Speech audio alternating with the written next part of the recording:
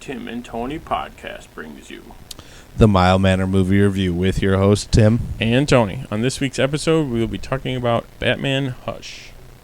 Are you not entertained? But tonight, we dine in hell! Great Scott!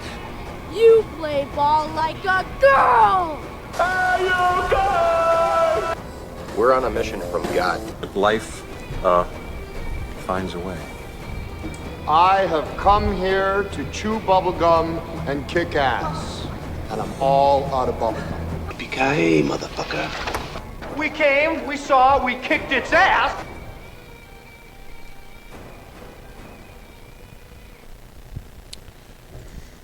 Okay, so before we jump into the movie, we'll start with a little interview questionnaire with a ton of questions for this one. Probably the most questions we've ever had. This might be the longest segment we got.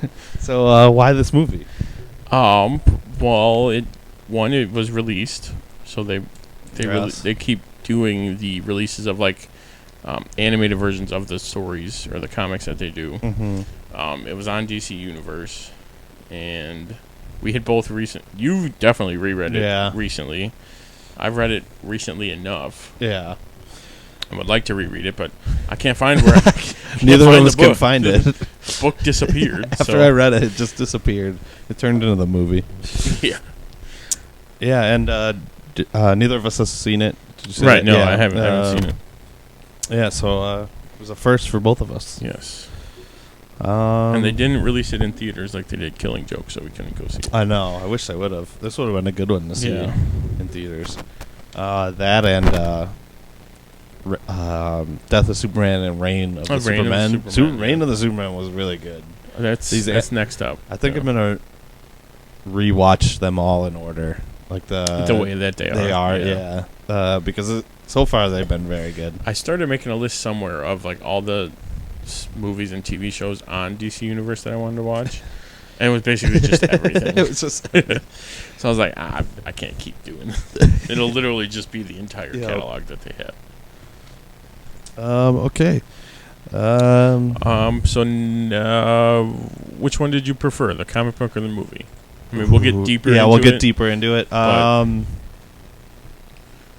This is like impossible. I don't have an answer. I've thought about it for a very long time. I like the comic, but I think they're different enough. They're similar and different enough that I like them both. Yes. Equally. I don't know. It's hard to say. I mean, everyone's gonna say book's better, but I think the fact that the movie changed enough, and we'll get into that. But yeah, and I'll say like when I was reading the book, I was kind of like trying to visualize what it would be like animated. Yeah, and like a lot of the stuff that it looked like was like that's I mean, pretty some of them they and took like there. I think there are several panels where it's like this. They took it right from it. Like when Catwoman is fighting Harley, like there's one that like in particular stood out.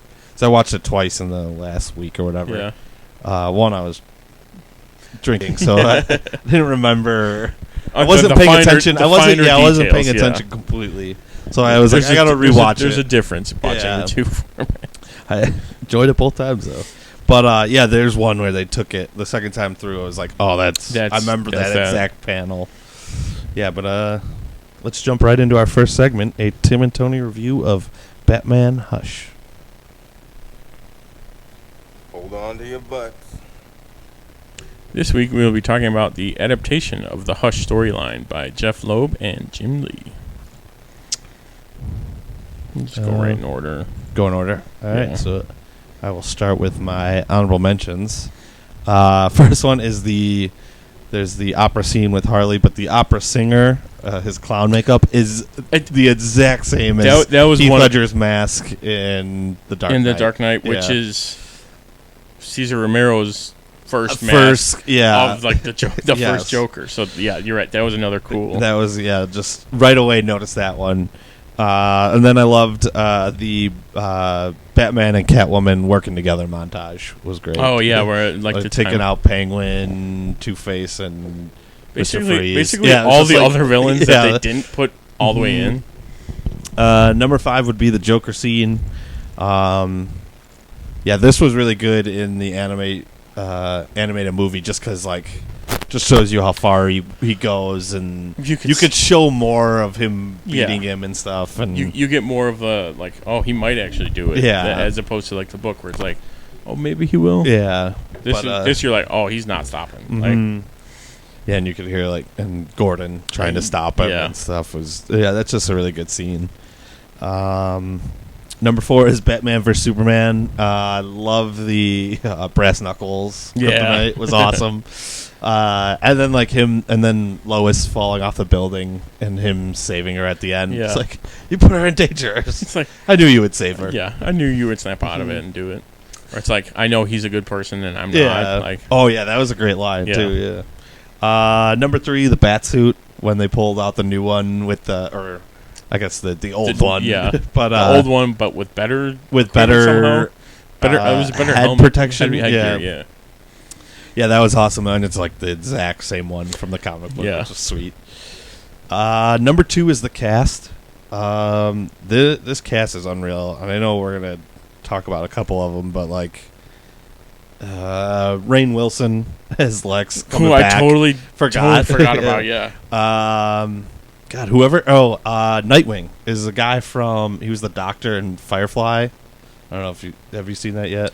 I haven't watched all of it. No. Nightwing. I have it. Sean Meyer, something like that. Sean Mayer. Yeah. He was good. However. The guy who does Batman is great. The chick who does Selena is great. And just from like being used to Kevin Conroy and Hamill, like Joker was great. I actually thought it was what's his name? Troy Baker usually does him. Yeah, but it's someone else that I hadn't heard of. Joker. Jason Spezek. Yeah, he was great though. Harley was great. Yeah, like looking Tara Strong wasn't even Harley either. She was a reporter. But like Harley sounded good enough. Yeah, she sounded fine. Yeah, and like they're taking the same actors from the past, so like Jerry O'Connell as Superman. But he's great at it. Yeah, I love him doing it. Yeah. Lois is Mystique, Rebecca Romijn. Yeah, like also Riddler is the guy from Super Troopers. The guy who's tripping out. Oh yeah, it is. Yeah. Which, like, that's another, like, oh my god. Yeah, it's just, this cast is crazy. Like, you'd think it'd be more voice actors, but, like, these people are in a bunch of things. These are, like actors who are good at voice acting. Yes.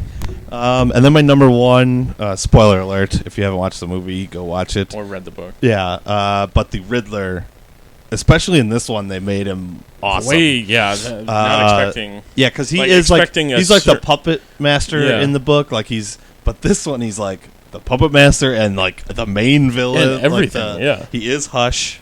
And then that I know you're number 5. We'll get into that, but okay. But that's awesome. But I'll let you talk about that. But his whole like getting saved by the Lazarus Pit and then figure out who Batman is, right? Like that light bulb going off. Like, oh, how have I not? Yeah, just awesome. And like him going crazy because it's like I should have figured this out. Yeah, he was a very good villain for this. It was really good how they did that though. Because even that surprised me. Then them killing Tommy Elliott. Okay, we'll get into it probably in the problems and differences because my understanding was. He is Hush is Thomas Elliott. Yeah. Okay. But but they changed it in this, so that's what threw me. That's why I'm like, what am I? Wait a minute. We'll get into it in the differences. We'll get into that. But so I'm not crazy. Yeah, but that's my top 5. Okay. My top 5. My honorable mentions would just be like the rest of it, like anything I don't mention and everything you mention. But my number 5 is how like Riddler's scar after. We'll be spoiling this, so whatever. But his scar after getting the surgery, it's literally just a question mark. And then I even like the subtle thing when like at the end when they're fighting, it's all like scabbed over, so it's not like a perfect question mark right after. It's kind of like just like a big blob. Yeah. But that would be awesome to see in a live action movie. Honorable mention Clayface scene. Okay. Like when he just takes it and just slices it out. So that'd be my okay. My number 4 is that Scarecrow is scary in every form of media he's in. One, I love the animated series, the New Adventures of the Animated, like Batman Beyond, Batman Begins. I love him the video games. Injustice. He's great in Injustice. Yeah. Oh, Arkham. But Arkham, he's like terrifying. I think that's got to be his scariest. Yeah. We should rank scary Scarecrow as well. Scary Scarecrow. I'm going to write that down. Scary Scarecrows. But yeah, just like something about them. They're always like, whoever is drawing that character is like, all right, having a blast. He's having so much fun. My number 3 is that the Ivy-controlled Superman I could see this a little bit. Is basically Homelander from The Boys. Yeah, although he would have killed everybody right away. He wouldn't have saved Lois. He would have heat visioned her and then dropped it he on would everybody. He would have heard about the gas line and just blew everybody up. Yeah, he'd be like, oh, really? And but I could survive, so screw you. Yeah, but like along that, even just the way he's floating. Yeah, like along those lines of like, if Superman's not in control, what he can do. My number 2 is also going to be one of the fun facts trivia, so I'll say it here. But one of Catwoman's cat's names is Eartha. So for Eartha Kitt, who played Catwoman. Yeah, that was awesome. I didn't notice that the first time through. I guess I wasn't paying attention too much. Yeah, it was like a small, like, oh, get out of the way, Eartha. Or like, me and Eartha had a bet that you wouldn't show or something. Yeah. Something along those lines. And then my number 1 is that we got to see the story in motion. So, like, reading the comic, or the graphic novel, I guess. Comic book, whatever. Yeah, you could. You like, visualize how the scene's going and stuff like that, but it's just cool to actually see someone else's take on it and then watching the whole thing as opposed to reading the whole thing. Yeah, that is nice. I thought it was pretty cool. All right. So usually we do a few problems. I mean, they're problems. We're mainly going to go over the differences. They're problems that they're differences, but they're not. They're not at the really. Same time. Because I mean, some people are. You got to understand that they can't do. Also, I was gonna wait till the end. Damn it. We'll do it at the end. That'll be more of a fact. Yeah. More of an effect. Yeah. So we'll go over. I wrote down a couple, but like, for one instance, I didn't like the. I mean, Bane was cool in the movie, but I didn't like. I'd rather see Killer Croc's story in the comic book. Had more depth to it. Like he was trying to get the money to cure himself in order to do something. Yeah, and then Batman lets him go on purpose to follow him to Ivy. Which kind of, I'll jump into my problem then, is that by using Bane, they totally dumbed him down. He was kind of almost like Batman. They even made a line about that. Like Alfred's like, isn't he a little more articulate usually? Right. And they're like, oh, it must be this new batch of Venom or something. Yeah. So I mean, because they did need Killer Croc's like a giant monster in the comic book, so like they had to make him more of a monster, I guess. But like Bane as a normal character is so much smarter and like more of like that Southern Hispanic, like what's the word I'm looking for? Dialect or language? Yeah, like it's better than that. And this one is just like, I want my money. It's like, you took a lot away from him, but you could see it's like, okay, two big guys, Killer Croc and Bane. It's like, all right, you can kind of switch them out. I mean, it would have been better if they did like King Shark or somebody. Would have been better switch, I think, than Bane. Another water, but maybe based. I'm thinking maybe they want to introduce him. I can't remember if he's been in any of the other Batman movies or if Killer Croc has either. I got to rewatch them. Yeah. But maybe they just wanted to introduce him for a future for another storyline. And they'd be like, "Oh no, that Venom was just a one-time thing." I mean, and then so I mean that's like a good story way out. Like, oh hey, it's new Venom, so he's acting weird. Yeah, but I liked Killer Croc's was like he's getting the money to bring to Ivy because she can cure him or she can fix him. Yeah, because he was turning more and more into a monster. Like I don't know, they built that story up a little better in the book. Then I mean there was a list of people that didn't show up. Basically, you nailed both my problems. Yeah.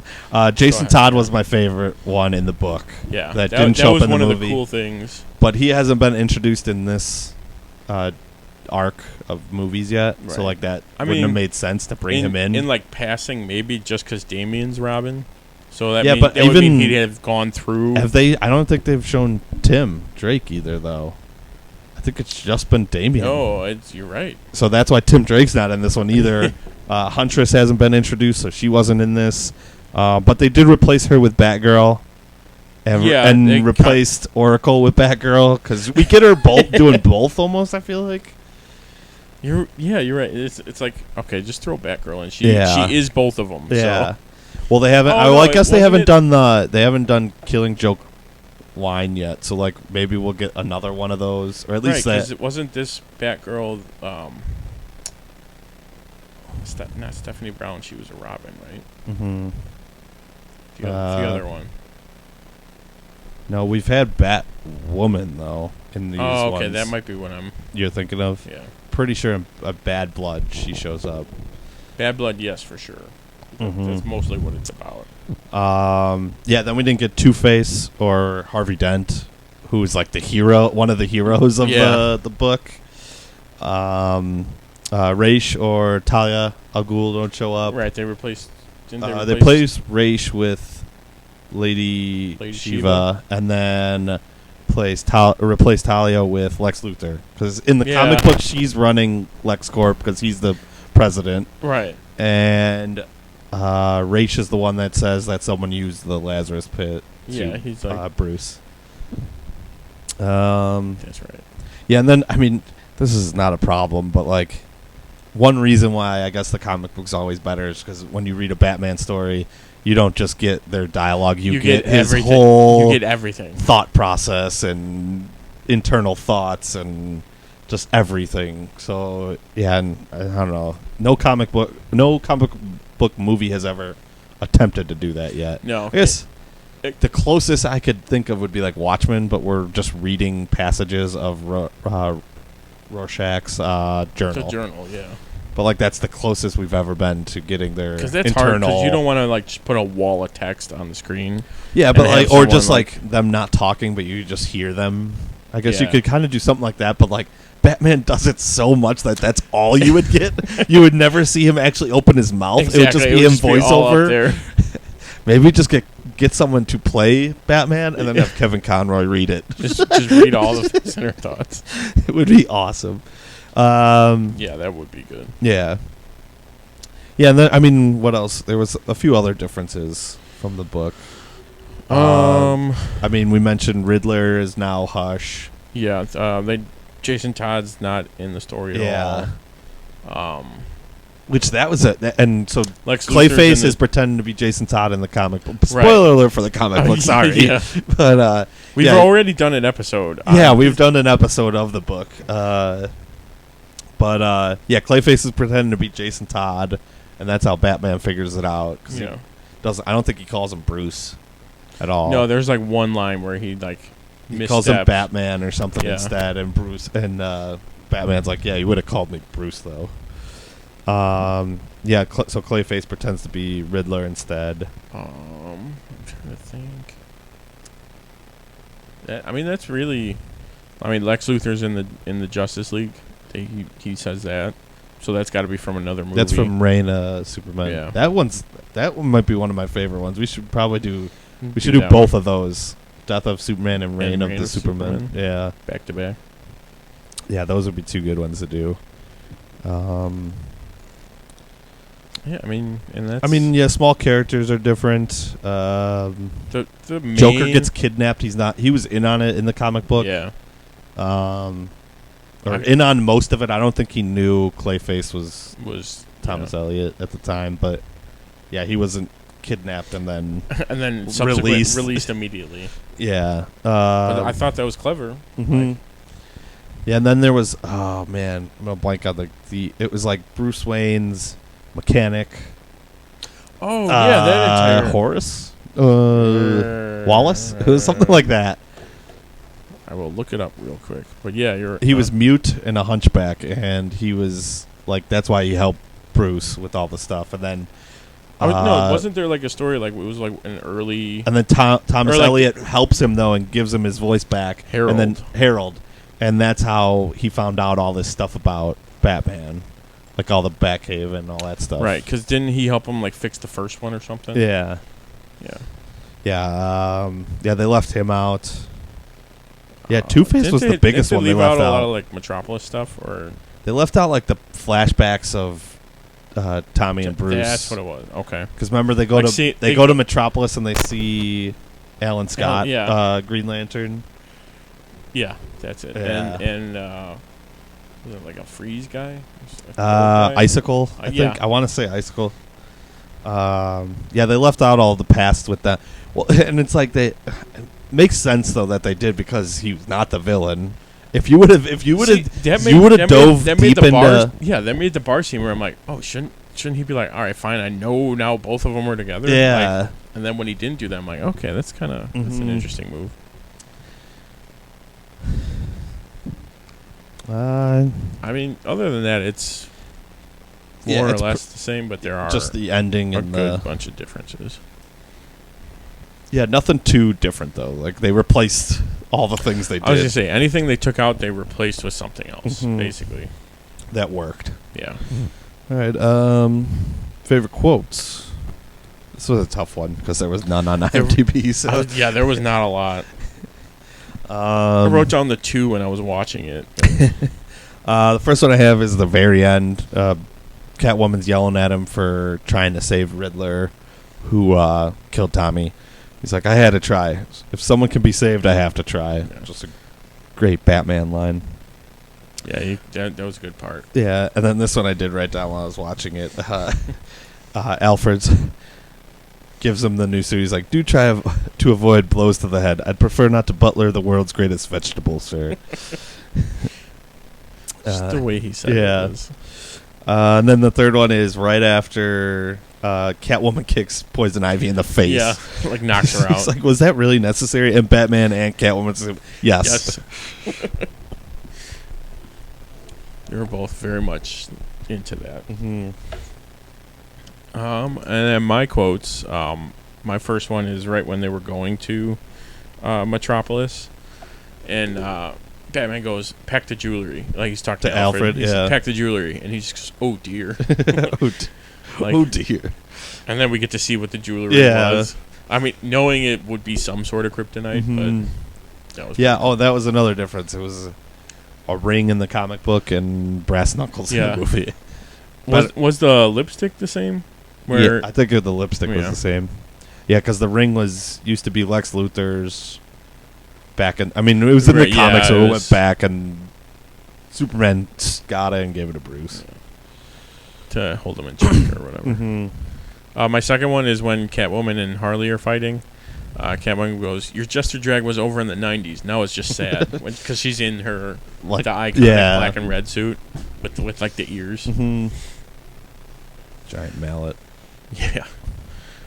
And then my third one is the Riddler. Because since they kind of changed a bunch in this, which I thought was another cool part when they had him come down, but he goes, riddle me this. The less of me you have, the more I am worth. What am I?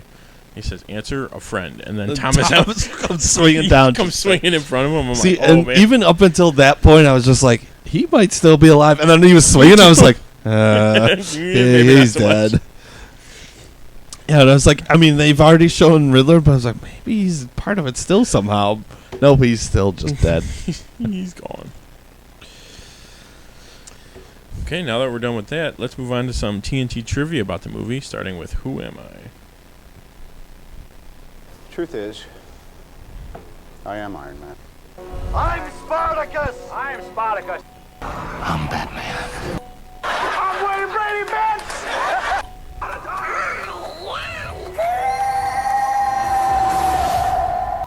I am your father. I am vengeance. I am the Knight. I am Batman. I am the Clit Commander. I am Groot! Yes, I'm Batman. I'm rich, biatch!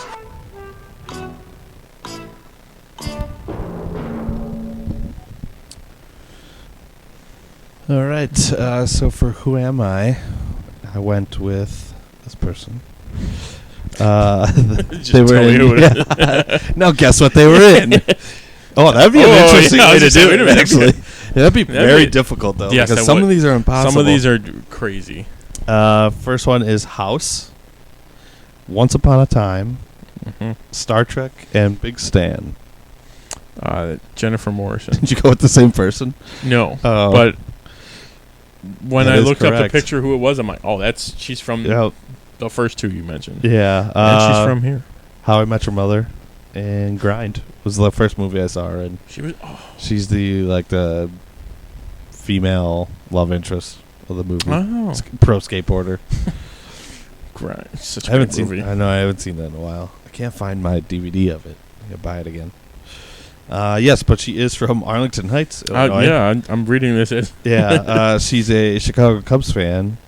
And after majoring in theater with a minor in English at Loyola University, Chicago, she studied with the Steppenwolf Theater Company downtown. Nice. My Who Am I? Also, I want to... I'll do it after. My IMDb out cause just in case. Just in case. I really don't think you'll need to. I am known for Mission to Mars, Sliders, Kangaroo Jack, and Stand By Me. Jerry O'Connell. Yeah. The last two were really going to give it away. Yeah, the last two. I was watching, just a tangent, The Good Place. At the end of season 2, Kristen Bell's real drunk at the bar. She's talking to Ted Danson, who's behind the bar, which was awesome. But she finishes up and she's like, then you just see this kangaroo hopping away, and she's like, that's the plot of Kangaroo Jack. And she looks around, like, why did I tell you that? What am I doing? Yeah, why am I explaining the plot to you? Jerry O'Connell married his girlfriend of 2.5 years, Rebecca Romaine. Oh, they're married? I did not know that. In a surprise backyard ceremony. I'm not sure if they're still together, though. I don't know. They're still kind of working together, I guess. Yeah. Because of his cameo in Scary Movie 5, which spoofed the Shades of Grey, or 50 Shades of Grey novels, he's technically the first person to have played Christian Grey in a feature film. Really? That's awesome. They are still married. Oh, they've been married for a while. 2007. Yeah, because in 2008 they had a fraternal twin daughters. Her and Stamos have been not together for that long. Because it was Rebecca Romaine Stamos. Yeah. So it must have been 2005. I gotta go to hers. Because it was after X-Men. Right? It doesn't say. It doesn't say when? When, yeah. But it just says also known as Rebecca Romaine Stamos. But it doesn't usually gives you the dates they were married. Announced engagement to actress Rebecca Romaine in September of 2005. Wow, so that was... hold on. Keep looking up facts, but I'll look up... That's been 3. Okay. Unless you want me to just read everything. I'll find her. I'll start with my facts about the movie then. Okay. My first one, actually my only one, because I gave you one in one of my favorite parts. Both Kevin Conroy and Mark Hamill had expressed interest in taking part in a Batman Hush movie as Batman and Joker, respectively, despite Hamill initially considering to retire from his role of the Joker after The Killing Joke. He's done it since then, though, hasn't he? Ooh. There hasn't really been anything. No. 98 to 2005. Okay. So she got divorced and then got engaged right away. Yeah. Oh, yeah. like immediately. Yeah. I'm glad that they did Killing Joke though and not Hush, because I feel like you would have wasted Hamill in Hush. Yeah, he's barely in it. All right, but my first one is that this is the first time both Peyton Lists have worked together on the same project. Peyton List as Batgirl and Peyton List as Poison Ivy. Oh, okay, so it is 2 different people. 2 different people. Okay. And the one that does Poison Ivy played Poison Ivy in Gotham. Because I was like, oh, wait a minute, it's the same chick. And then I'm like, why is she have two different pictures? Yes. It's like, wait a minute. Okay, that makes total sense now. That's pretty cool.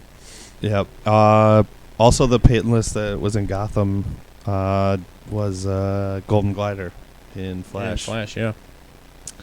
And then this marks the 9th time that Jason O'Mara has voiced Batman/Bruce Wayne in an animated feature film as of 2019. He has now voiced the character of Batman on animated feature-length film the most of any actor, second only to Kevin Conroy, who has voiced the character in a total of 14 animated feature-length films. That's crazy. Yeah, 14. I don't think I can name them. We could probably, between us, we might be able to. But 14's a lot. Yeah, I could do like 3 right off the top of my head. The first 3. Mask. Return. Oh yeah, Return. Mystery of the Batwoman, and then there's a Freeze one. Sub-Zero. Killing Joke.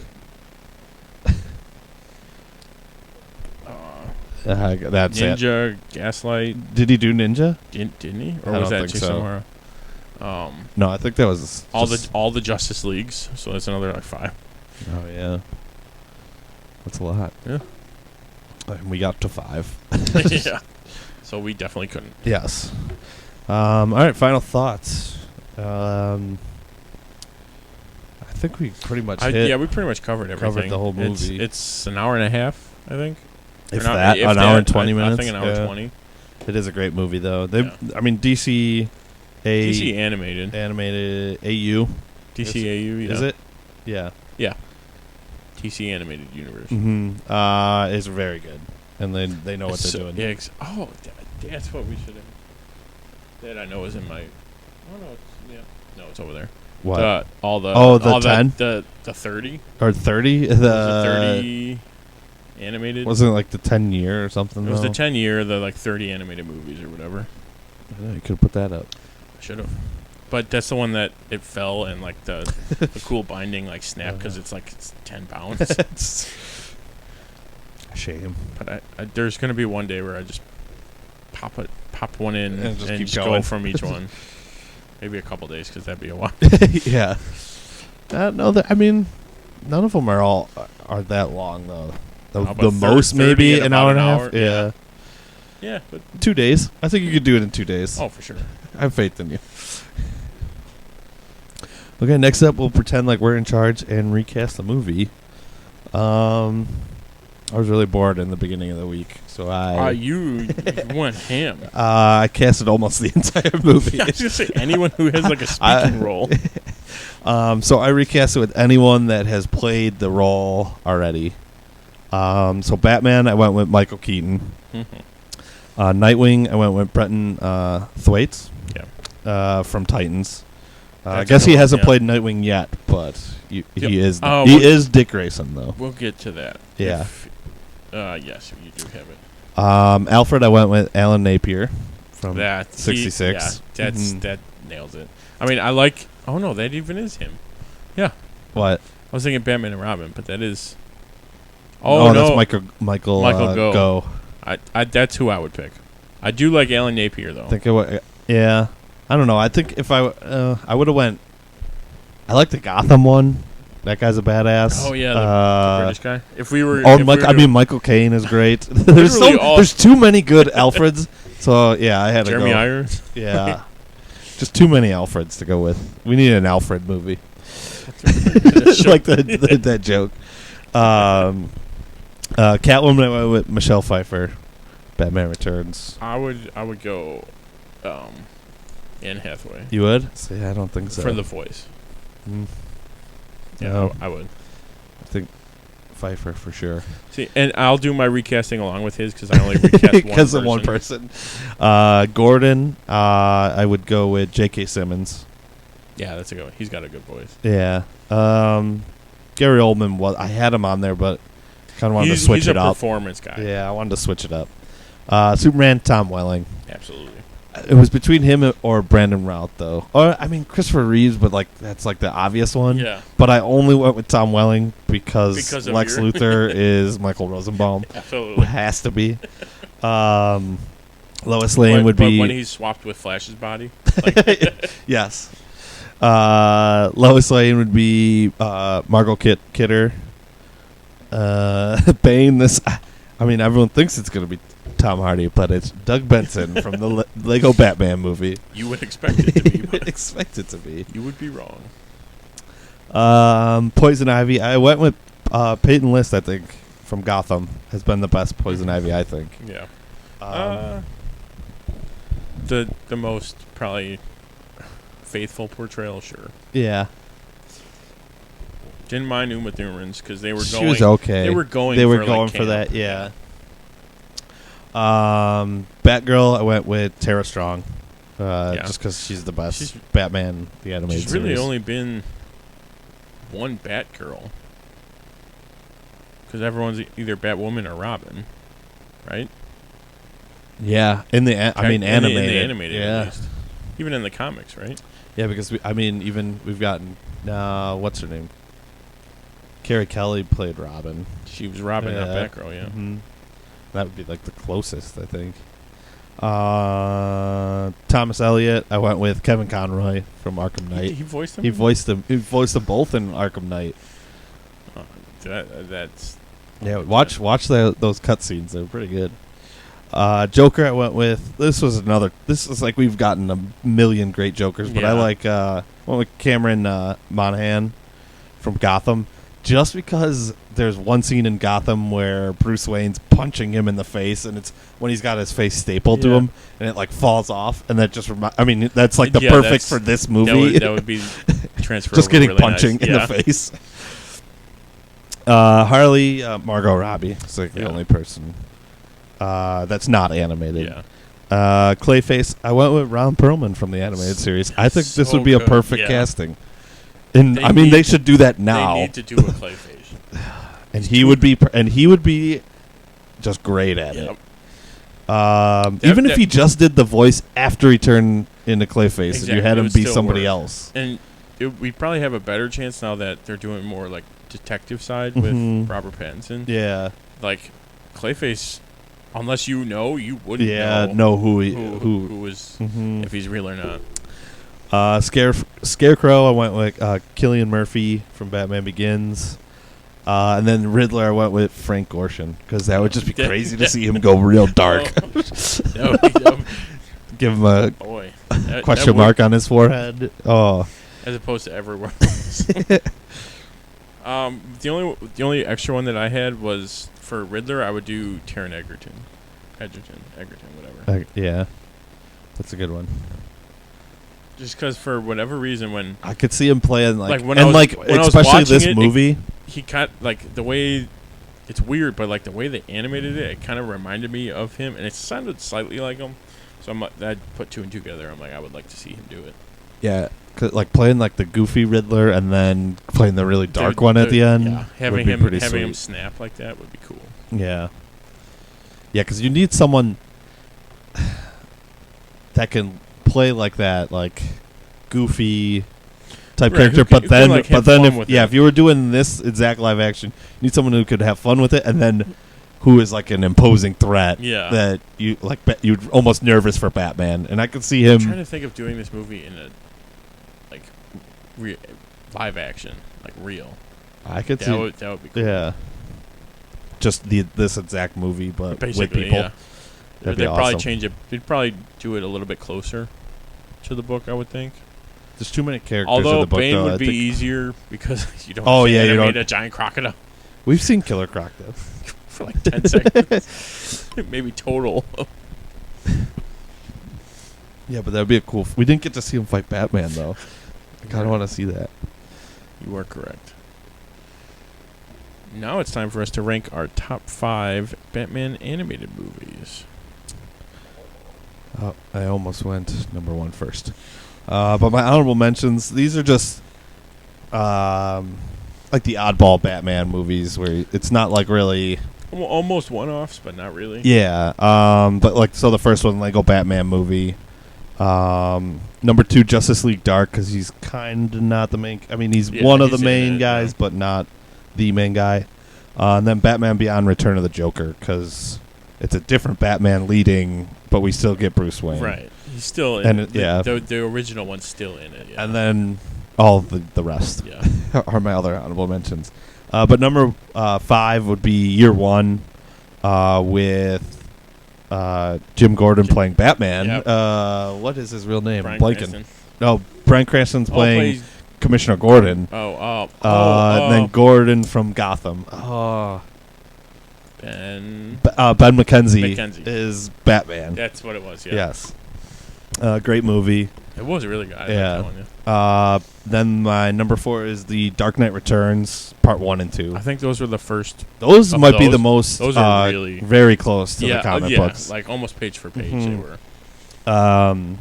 That's a great movie, and like the voice acting for that's awesome. Peter Weller as Batman's awesome. Yeah. Number 3 would be this movie, Hush. I thought they did a very good job with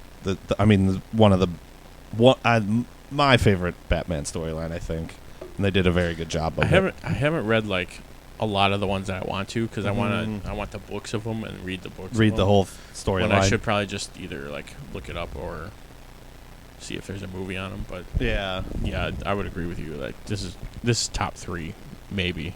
Yeah, and like I like Dark Knight Returns, but I think Hush. I don't know. It's just the comic book is there's just every main villain. You get to see almost everybody, and I don't know. It's really good.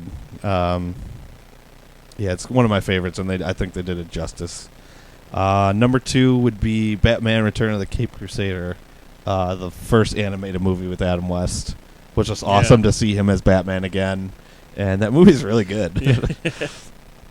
I still haven't seen the Two-Face one. It's all right. Yeah, just like holding off because it's William Shatner's Two-Face. Yeah, I know, and I can't wait. Yeah, I'm just holding off on it though. Then my number 1 is Mask of the Phantasm. Got to. Yeah, absolutely. I'm not fighting on that one. Kevin Conroy, Batman. Even just like the story, and probably one of the coolest like villains or bad guys. The Phantasm. Just that, and I mean, Joker's a big part of the story too. Like you get a lot of like background too, which is it's nice. Like Bruce's history, right? You get his story. You get more of it's almost more of a love story than anything. Yeah. Okay, so my top 5. I'm gonna start with 5 and then go to honorable mentions last. So number 5 would be it's Justice League Doom. Yes.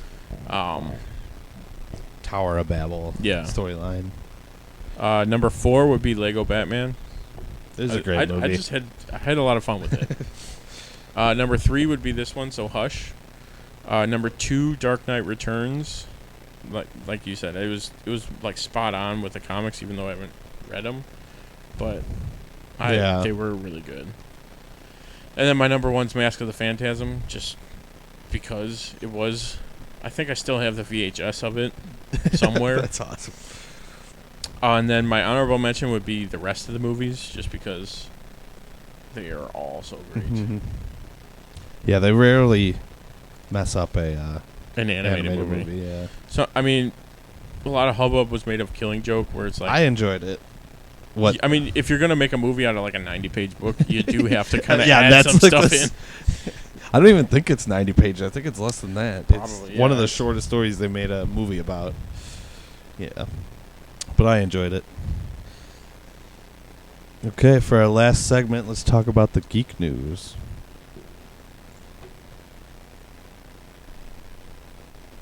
Clark Kent's just a mild-mannered reporter. He doesn't want to be famous, and I'll make him infamous. General, haven't you ever heard of freedom of the press? I'm not a cop. I'm a reporter. Gossip, rumors, panic in the streets. We're lucky. Vicky Vale. I'm intrigued by Alex's giant bat story, so I've done some... Oh, the Batman. Nobody cares about Clark Kent taking on the Batman. It is not. I resent that. Slander is spoken. In print, it's libel. The police won't help. The press has to do the right thing.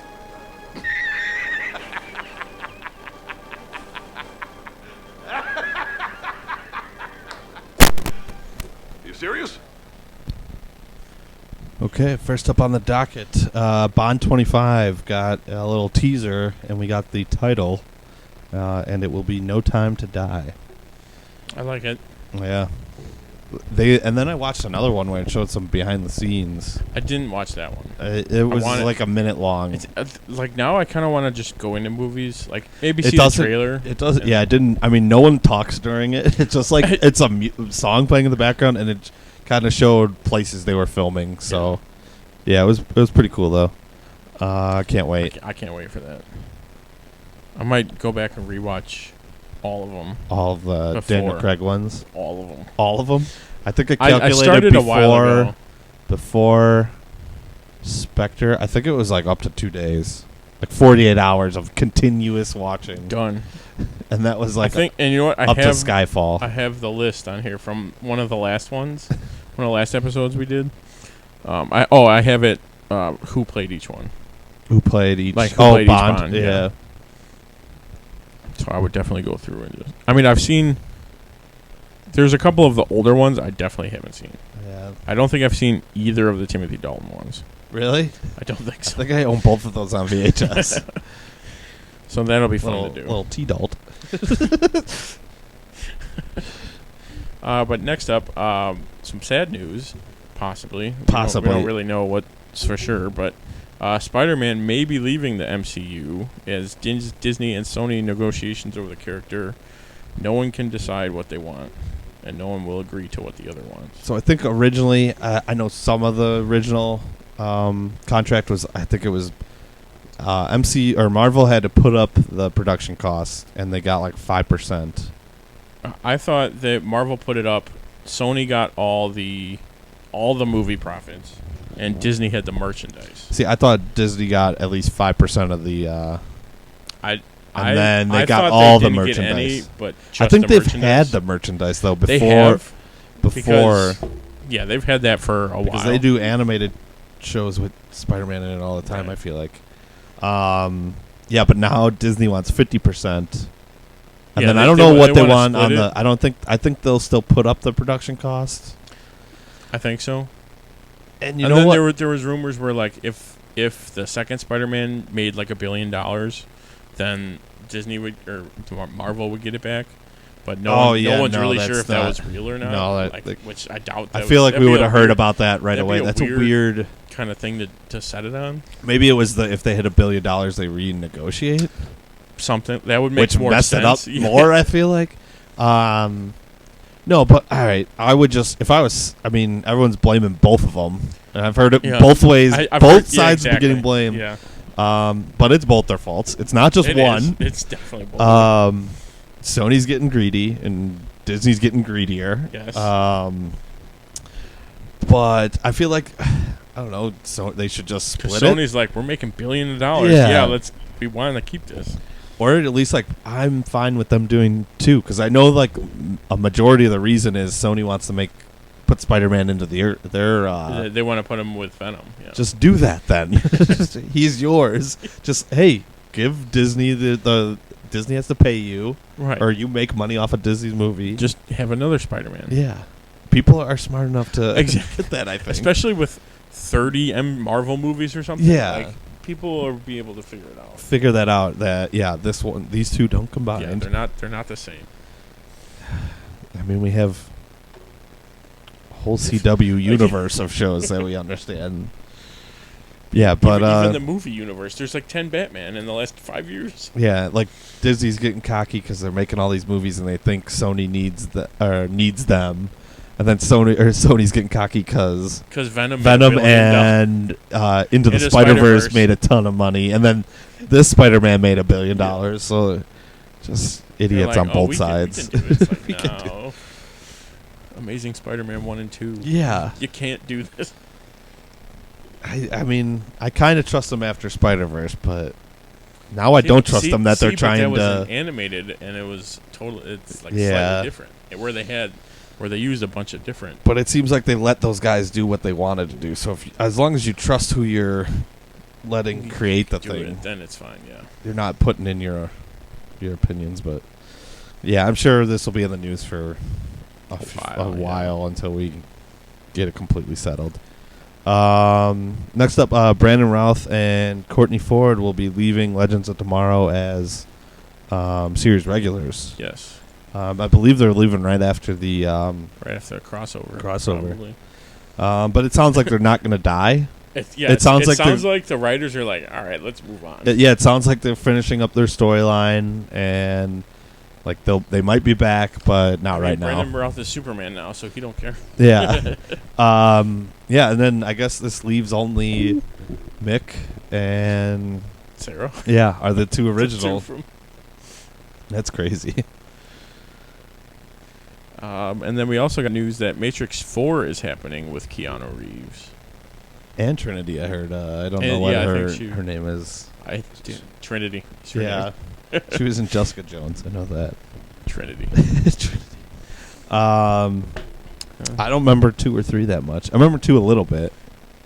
They all kind of like 2 and 3 combined. When you talk about the Matrix, it's just the one. Matrix. It's all. It's just one for me. I only remember 1. A spoiler, I guess Keanu Reeves, Neo dies in the 3rd one. The guy at work told me that, and I was like, honestly, I don't remember that at all. He's like, oh, sorry, I didn't mean to spoil it. I was like, I've seen it, so I should know this. But yeah, isn't that when he like goes blind and he's the Sentinel? Maybe I didn't see this movie. Yeah, because he's got like a rag over his head. And he kind of like. Oh no! Yeah, I know what you're talking about. And he kind of like goes into the middle of all the Sentinels or whatever, and then they. No, isn't that 2 though? Where he's fighting with the bow stick or something? No. Where he's got like a parchment paper type wrap around him. I don't remember that at all. I'll have to go back and watch these. Either way, I'm sure it'll be good though. Yeah. Next up, we got the D23. We have a bunch of news coming out. God, one of these years, I want to go to that, but it's probably a couple years ago they were here, but it was here. But yeah, but we got the Mandalorian trailer. Yeah, looks cool. Yeah, we don't see Pedro Pascal's face though the entire time. He's just wearing the helmet, which is awesome though. But I love like the stormtrooper helmets on the sticks and stuff. Everything, all the old ones. It feels like a movie, not a show. First off, exactly. And then it's got like that. It's got like that Rogue One where they're trying to make it look like the originals, but it's new. It looks so right. Pristine. Yeah, I know exactly what you're talking about. Yeah, but I love that look. I think it's perfect because it doesn't look like the new trilogy that they started.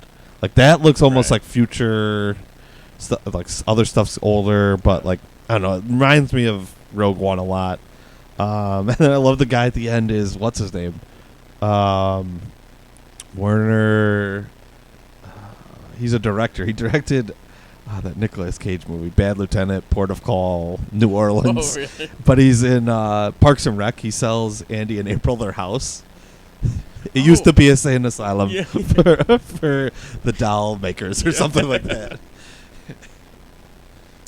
Yeah, but he's at the very end. I thought that was awesome. And then, speaking of that look, we also got a Rise of the Skywalker trailer, which we kind of talked about a little bit. Yeah. About some certain scenes in it that may or may not be in it. C3. Oh, yeah, right? Yeah. I didn't even think of that until just now. Red-eyed C3PO. All right, so we were talking. They show C3PO with red eyes. Yeah. I think even in the very first part of the trailer, you see C3PO. If you look closely, I think his eyes are red in that scene, too. I mean, he had a red arm 2 movies ago, and now it's all of a sudden gone. So yeah, with no one saying anything. Nope. Yeah, so I wonder what that's gonna mean. I don't know. That'll be if anything. It would be cool if it's like, nope, he's the bad guy all along. That would be kind of cool. Then we see Rey with. See, she looks off, but that could just be like the dark side look. Yeah. Like even, I mean, the Emperor's pale. Yeah. She just looks pale and kind of. It looks weird. Yeah. Yeah, and then isn't that the lightsaber from? I didn't read the article, but it had it is in one of the shows, like one of the. No, it was in. I thought it was in that video game, Force Awakens. So I saw a picture of the character from that, but I didn't click the article. Force Awakens or I mean, not Force Unleashed. Yeah. I played that game. I don't remember it folding out like that. Folding out, no. I just remember him having it and like throwing it was in it. That's gonna be cool. And then someone said Leia's training her. I'm like, yeah. One looks more like a jungle. The other's like a forest. Yeah. I don't know. All their trailers just like don't show you any of the plot. They show something and it's like, well, where does that fall? Yeah, it could be anywhere. First 20 minutes of the movie. I think it's like, since all the movies have kind of been like the first 3, I feel like it's going to be one of those visions where it's like she sees herself on the dark side and that's what she would be like. Kind of like Luke in the swamp. Yeah, it could be that. That's what I think. Although it'd be crazy if she went bad. She looks terrible. She looks terrible. Sunken face. It's just not. But that would be cool. Yeah. And then Disney Plus announced a bunch of shows as well. We're getting a Moon Knight show, She-Hulk, and Ms. Marvel. Those will all be cool. I guess. I think they said they're going to do it like episodically. Yeah. Or like once a week or something. That they'll. Yeah, because they're doing Mandalorian the same way. Yeah. Hawkeye show. WandaVision, they gave us a poster to. We got our first look at Falcon and Winter Soldier. Yeah. And then I also heard She-Hulk might have the leader and Abomination. Ooh. So I wonder if they're getting Tim Roth back. Bring them back. Yeah. I mean, technically they could because General Ross was in it. Yeah. Yeah, so that'd be awesome. That would be pretty cool. No other. I mean, I didn't read any rumors about Moon Knight or Ms. Marvel though. No, I think they just kind of like announced it. Yeah, I think She-Hulk's probably gonna be one of the first out of those 3. Yeah. And then we also got a Lady and the Tramp trailer, which I didn't watch. I just saw the picture. It's okay. Yeah. I mean, the dogs are talking. Yeah. Animated, it works completely. Yeah. Real life, it's like, something's off. I don't know. I think I'm getting tired of these. Yeah, it's like remakes. I like the idea, but I'm not. I would like a new movie. At least it's going to be on the streaming. So like, hey, Right. I'll watch this because I'm probably going to have the streaming. I'm not going to pay for it. Yeah. Well, because you get Disney Plus, you get Hulu, and you get ESPN. Yeah. For like $5. And I guess they're offering if you buy 2 years, you get the third year free. Yeah. Because they know they're going to be around. Just they know they're going to literally everyone's so it's got to be if it's like $6.99, it's got to be like that's like $70 or $60, 65 maybe even. Yeah. Yeah, so you could get like $120 for 3 years. 3 years of That'd whatever be nice. they're planning on doing for the next 3 years. Might have Plus to do all that. the old. Yeah. Yes, and then we got a Titan Season 2 trailer today, I believe, actually. This looks awesome. Yeah, I like who they got playing Deathstroke. Oh, yeah. He was very grizzled, too, in the trailer. We see a lot of him. I'm guessing that's his daughter, Ravager, who looks like she's joining the team, kind of-ish. I'm guessing she's like a spy, kind of. But, Hawk and Dove are back, and then Jason Todd and Beast Boy, it looks like, Raven's got a gem literally just stuck to her head. So I'm is that going to be? Yeah, it did look. It looked literally just weird. Like yeah. So do you think that? I mean, that's containing her dad then?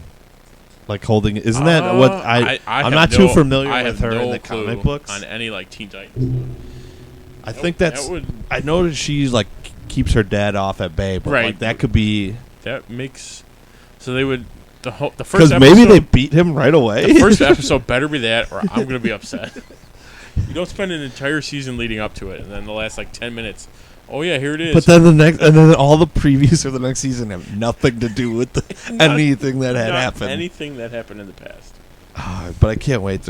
And that's September 6th or 7th. Yeah. So I just wish that next week. Yeah, and that'll be weekly every Friday, which sucks so much. I don't want to do what I did this time and just wait till it's all over. Yeah. That's a lot of catching up, though. Yeah, it is.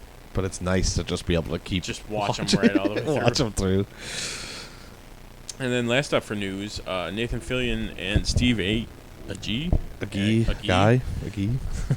Steve Agee was cast in James Gunn's Suicide Squad movie in unspecified roles, I believe. Agee might be King Shark. I think that's what that was the main rumor. I don't know if if it was confirmed though, but he's Outside Dave from New Girl. He was in Guardians of the Galaxy, and he's in Superstore now. But he's hysterical, so I guess whatever role he's going to be in is going to be funny. I feel like that Suicide Squad's going to be more funny. It's going to be good. Yeah. Okay, before we wrap up the episode, we'll look ahead to what's coming up for Tim and Tony. We have episode 115, which will be next week, and that will be A Knight's Tale. Pre-recorded one, so it's going to be the old format. Yes. Yeah, I think it's. It might be. I think it still has the interview for it. Does it? Okay. Yeah, I'm pretty sure. Yeah, so keep listening. That's been our show today. Hope you enjoyed it. You can follow us on social media and our website, timandtonytalk.com. And remember, share this with your friends. And make sure to join us next week for the Mild Manner Movie Review. Same bat time, same bat channel. Thanks for listening. I'm Tim. And I'm Tony. And we are the Dynamic Duo. Good night. Good night.